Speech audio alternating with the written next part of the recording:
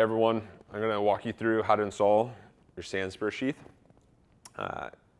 You obviously have connection points. You have these scotty dots on either side, right or left.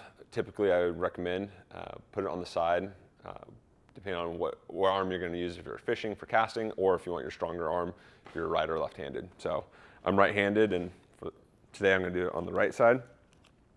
One of the things I like to do, just keep organized we have different screw lengths. So for example, your paddle sheath has a 1/2 inch screw, and then on these we have a 3/8 inch screw.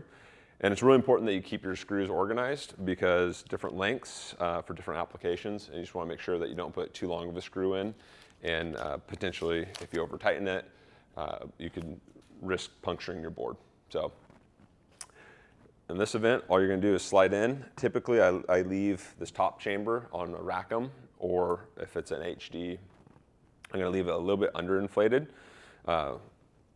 So, up to 10 or 11 PSI, and then get this installed and then kind of finish pumping from there. Makes it a little bit easier in terms of just sliding everything in. But really simply, I'm just going to put the screws in, match up, put this through this little holder here. And then when it comes to tightening, I'm just going to tighten down just until it's a little bit snug. Don't need to keep wrenching on it, get it super tight.